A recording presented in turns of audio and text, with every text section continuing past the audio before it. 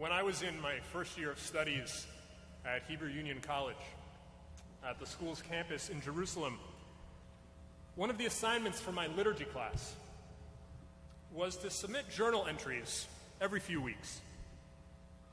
These journal entries were an opportunity to reflect on our exposure to Jewish prayer, our connection to spirituality, and our relationship with Jewish ritual. It was a chance to explore the deeper meaning of wearing a kippah, of draping ourselves in a talit, and should we so choose, of wrapping our body in tefillin, the small boxes containing the words of the Shema, which typically wrap around the arms and forehead during morning prayer. It was a great exercise for someone just beginning their formal studies as they work towards becoming a clergy person. But there was one journal entry that I remember particularly well. It was titled, "My Girlfriend Wraps Tefillin, and I Don't." Looking back, I recognize that in that title alone was a significant statement about the bubble of liberal Judaism in Israel in which I was living.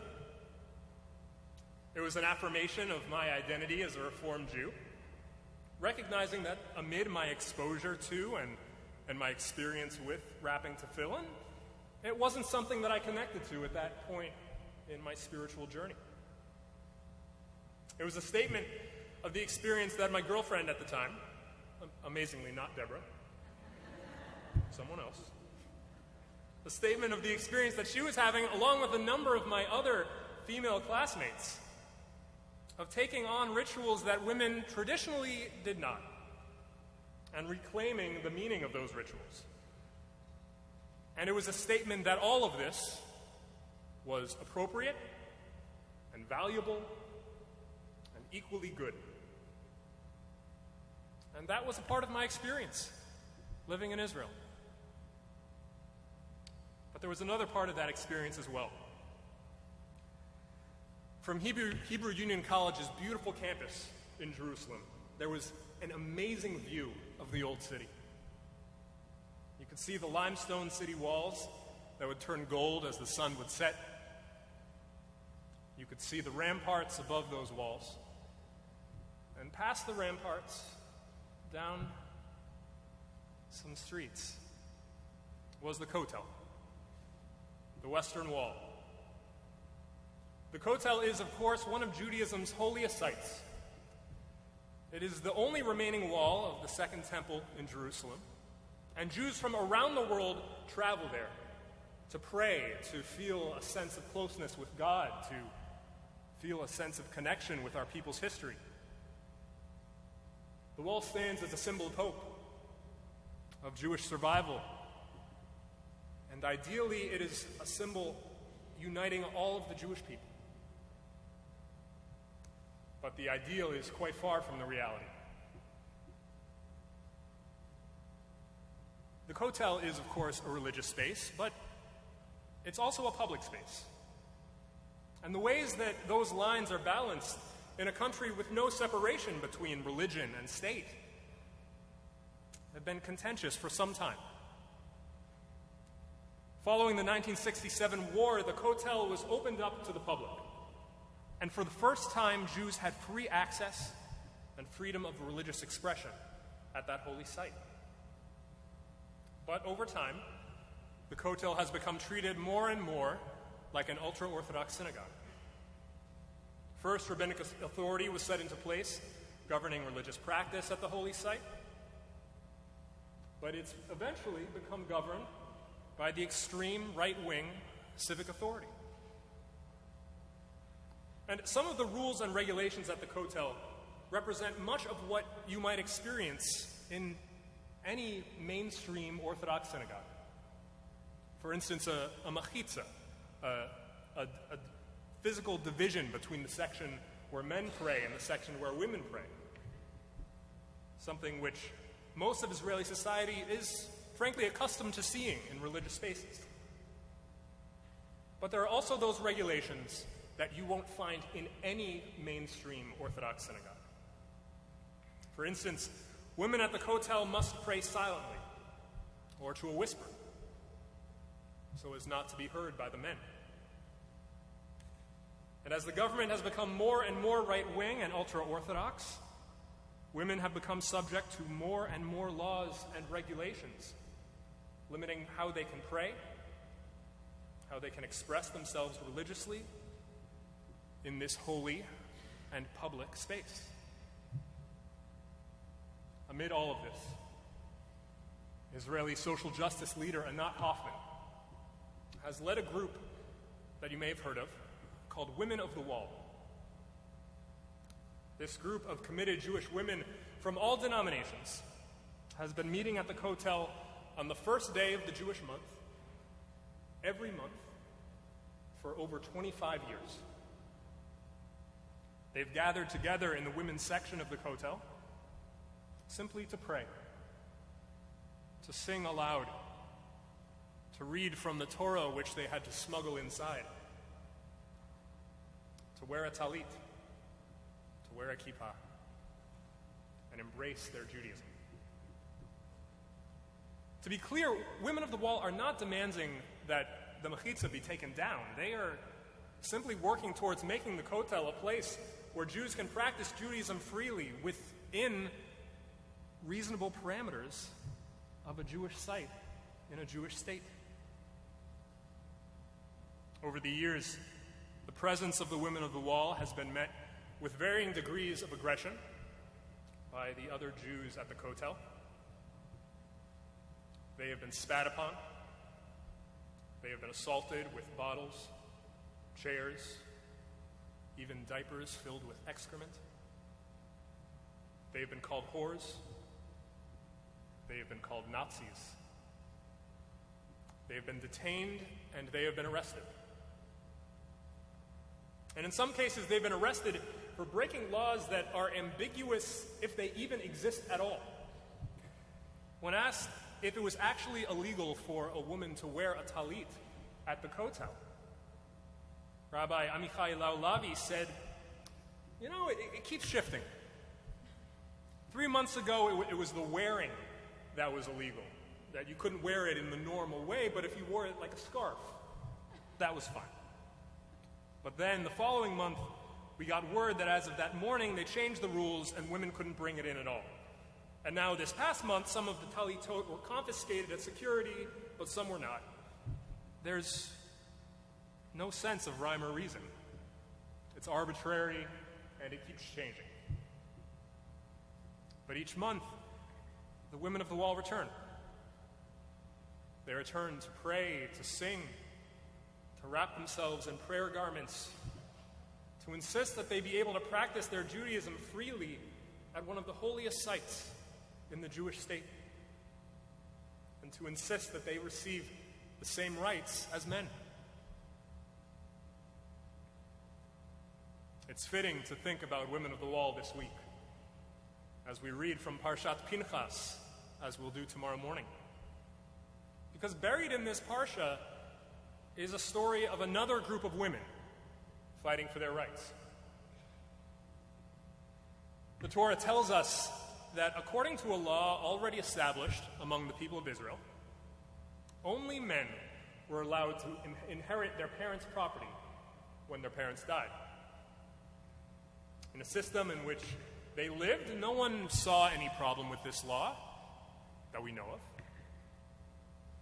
And no one came forward and objected to such a law that we know of.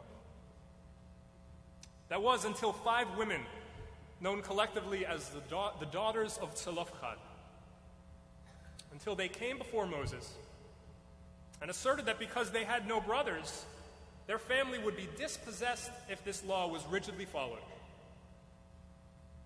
Their existence was ignored by this law, which denied them the rights that they would have if they were men.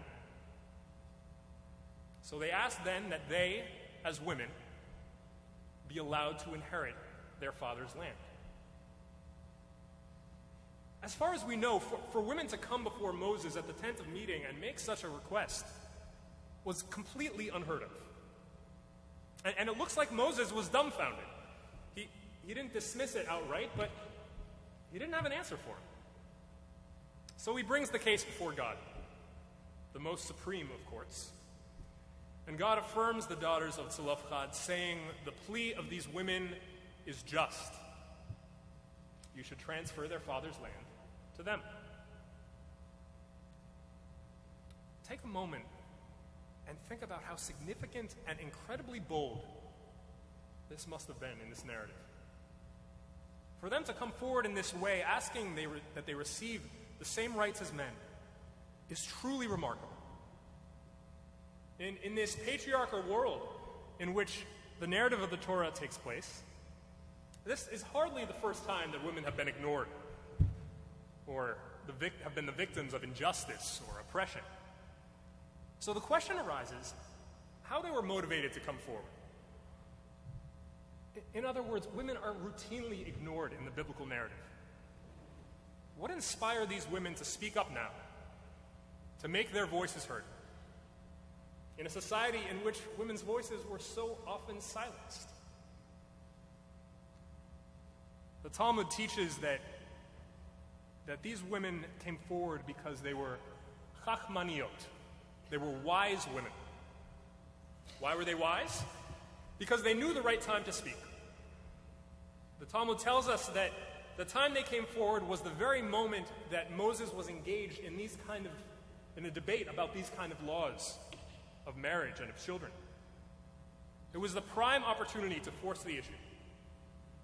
It's as if the Talmud tells us that in order to be wise like the daughters of Zelophehad, we must be willing to wait until the time is right politically, culturally, before we step forward to work towards making meaningful change. And there is merit to that argument. But I'd like to imagine something else. I'd like to imagine the implausible and fantastical scenario that they were perhaps inspired by the words of our tradition from a completely different place in our tradition. In Pirkei Avot, rabbinic commentary written generations later, the great Rav Hillel says, Im ein ani li, mi li. If I'm not for myself, then who will be for me? Uchshe ani le'atzmi, ma ani. And if I'm not for myself, what am I? Ve'im lo achshav, ematai. And if not now, when? I like to imagine Hillel whispering these words into the ears of Zelophehad's daughters. If not now, when? Perhaps they came forward simply because they recognized injustice in the world surrounding them. Because they recognized in themselves the possibility of making meaningful change. And in the words of Dr. King, they knew that justice delayed was justice denied.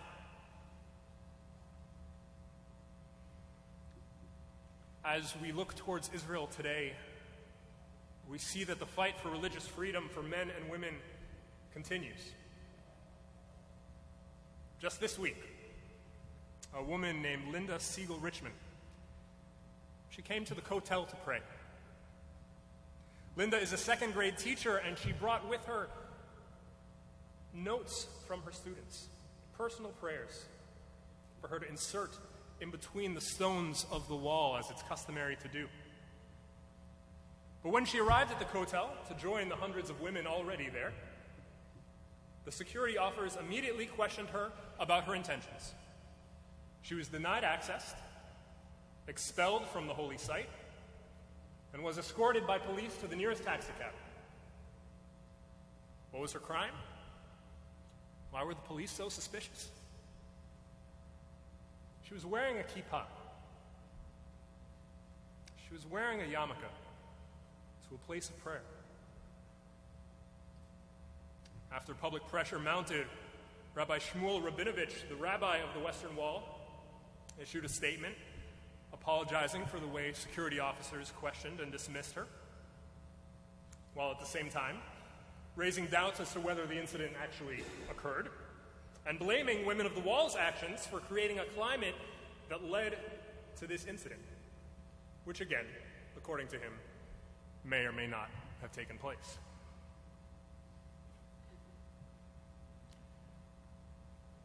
Moses didn't have an answer for the daughters of Zelophehad. We know Moses to be a man of justice, but he didn't have an answer. This is the same Moses who had the instinct to protect the slave who was being beaten by the slave master in Egypt. We know Moses as a man with a fire of justice burning inside him. And yet, in this instance, he couldn't see beyond the rigid laws set up around him. He couldn't see what was just. And in turning to God, in asking for God's wisdom in this moment, it's as if he needed the help of another to find that voice of justice in himself. And we know that the heart of the Jewish state beats for justice. And yet, just as Moses' inaction contradicts the sense of justice in his soul, so too does the Israeli civil government's lack of recognition of a diversity of Jewish practice contradict its own values. It contradicts these values when conversions to Judaism, one of the only ways for non-Jews to become citizens, are not considered valid by the state if they're performed by non-Orthodox rabbis.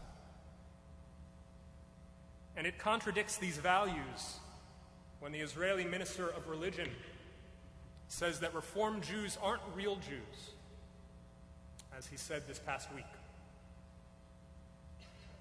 And yet, we know that liberal Israelis are fighting for this cause and fighting for justice in large numbers. May we be their partners.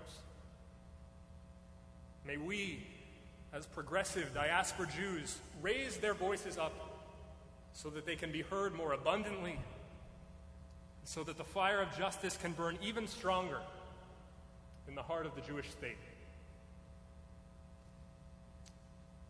And may we hear the voice of Rav Hillel whispering in our ear, if not now,